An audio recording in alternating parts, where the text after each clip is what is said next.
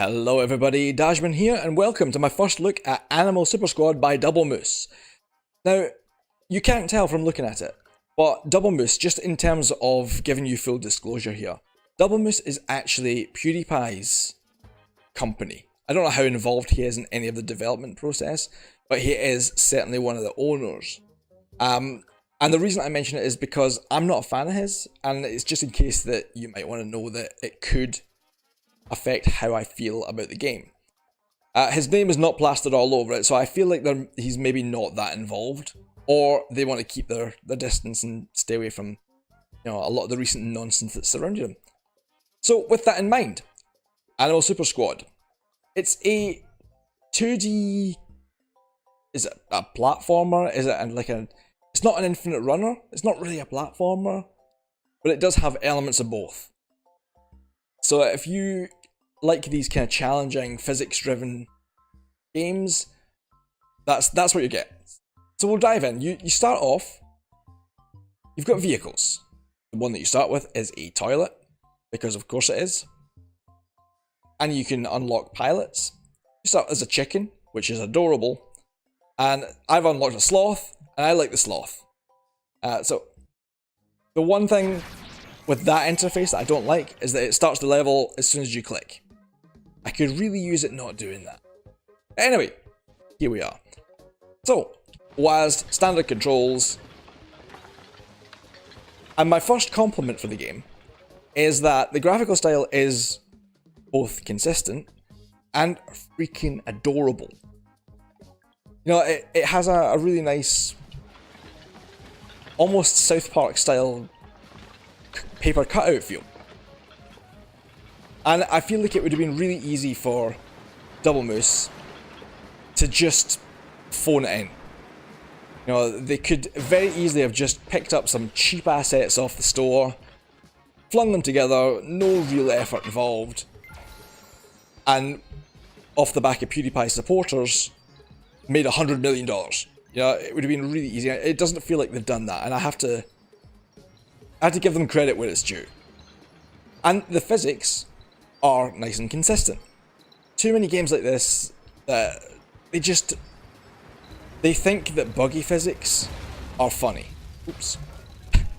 That's not how you're supposed to do that.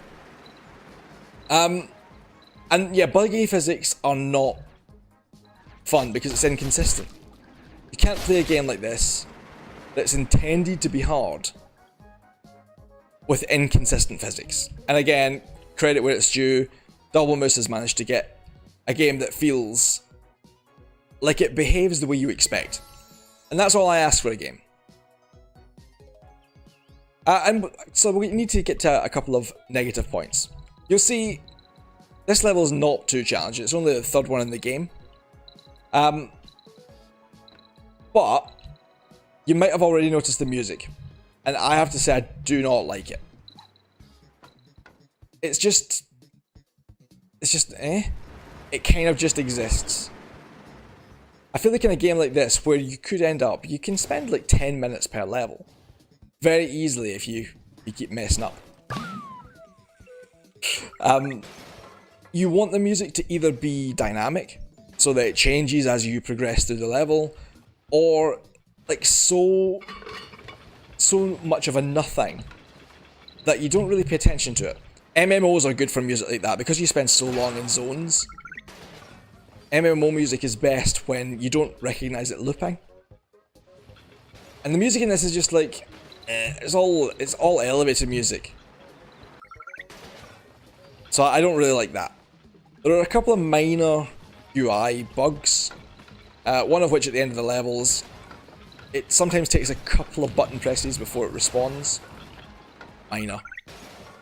But other than that, you can see I'm not very good at it, and that doesn't really worry me. I've played maybe 90 minutes of it at this point. This is my second or third attempt at making a video, just because it's difficult to find a lot to talk about. And I don't want to be insulting to the game. Like, it knows exactly what it is. It's not my thing, not my kind of game, but there are plenty of people out there. If you're into, like, if you love games like I Want to Be the Guy and that kind of crazy stuff, you're probably going to have a good time here. Maybe not, well, maybe not with the stock levels that come with the game from the actual developers, but certainly the player-made ones. And with that in mind, actually, let's restart it to the main menu. And we'll jump into the editor, actually. I'll show you the basics of the level editor. You got your bits at the bottom, drop them on the level, move them around. You can choose whether they're affected by physics or not. You can set up triggers. There's an awful lot of things, and to be honest, I admire anyone who can put together a really good level. I don't have the patience to learn, to be perfectly honest with you. I don't have the desire to learn. This reminds me of Little Big Planet, in that the tools are there, and they clearly work. I guess the developers maybe even made some of the levels with the tools themselves. But I do not have the patience to sit and error check all of this. You know, I couldn't go, oh, one of my level bits doesn't work, and then spend the next 17,000 years going through all of your objects working out which one's broken it. But there are plenty of people who are doing so. Back out to the menu. However, this is where things get a little bit sketchy. You can probably see from the names of some of these levels what my problem's going to be. So this is why Pewds hated barrels so much. Scare Pewds too. I bet PewDiePie can't beat this. 99.9% failed, do not try. Like, that kind of thing, it's like, don't just make levels to try and get his attention because they're annoying. Anyone can make a level that's impossible. You know, you just put a big obstacle that you physically can't get past. Easy. You know, I don't know if, like Mario Maker, it forces you to complete the level before you can save it and upload it. Haven't checked. But I don't see any skill in that. You know, anyone can put up a big block that you can't move. And if you want to show off level design skill, you need people to see it all.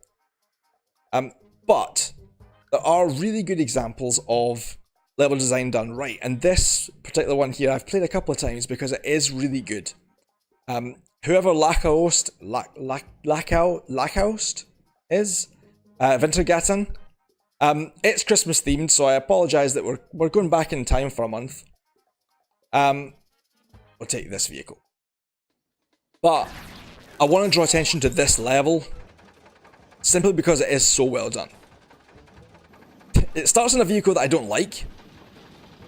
Unlike the toilet, the rocket boost is not consistent. It's when you release the button that it fires, which makes timing it kind of annoying. But I don't mind that kind of level of frustration, you know? Like, that I find amusing. I find that kind of thing far funnier than annoying and buggy systems. Yeah, we're not going to make that. Okay. So this is probably my least favourite part of the level. I kind of hope that I get past it on video. There we go. Oh no! We're not going to make that either. Damn it! This is where the frustration factor comes in, right? Oh, nuts. We're not going to make the jump again. Maybe I'll cut. Maybe I'll cut the video and we'll come back to it. No, we might make this. Yeah! I mean, that's not really what I wanted, but technically we made it. And now I can reset and get the car back. That was annoying. But yeah, as you can see, the level design here, after that initial annoying obstacle, a lot of detail is in here. There's a lot of effort being put into the way it looks. And I appreciate the fact that it's actually possible. And I have finished this level, so I can confirm it is possible. Yeah, so this I like.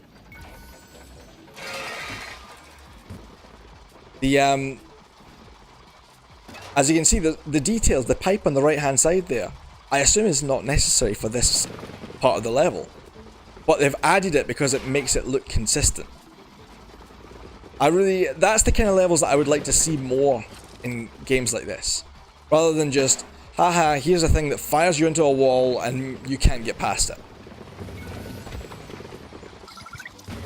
But, you know, as I said at the start, I'm not part of, I don't know, PewDiePie's army or whatever he calls his followers, so maybe I'm just not the target audience for this. But at least I can still respect good level design like this. I mean, I'm clearly not going to finish this level on camera, especially since my wheels just fell off. Hey, how come that? What? Where did? Oh, it's a different vehicle. Of course it is. Idiot. But yeah, that's what I wanted to say. All I wanted to do is comment on the fact that good level design can only be displayed if people can see your entire level. You know, you might have an amazing piece of level design somewhere else, but no one will ever see it because you made a stupid, not even hard. I recognise that I'm not great at video games sometimes, you know, but hard is fine. You know, I like my Dark Souls things even though I suck at them. But impossible, I do not appreciate. This section, I find, is a little bit funny. It's because if you can hit the cannonballs, you can actually scum it up a little bit. This is probably the most frustrating part without a vehicle. And if you reset, we go back here again. Oh, don't keep... Yeah. So yeah, there's a big difference between making something hard and just being obnoxious. I think that's basically what it comes down to. Ow! Yeah, well. That really seems like as good a place to end the video as any. If you enjoy what you've seen so far, then you'll probably like the rest of the game. It's not exactly my kind of thing, but it's fine. I've already played far worse games than this in 2018, and it's only the middle of January. I would probably say this is a solid 5.5, 6 out of 10 from me. So if you want to be the guy, I guess, or you want to design levels for people who enjoy that kind of punishment, you're probably going to have a better time than me. So that's it. Animal Super Squad by DoubleMoose. It's fine, I guess. It's okay. I don't hate it. And that actually surprises me. I'm pleased.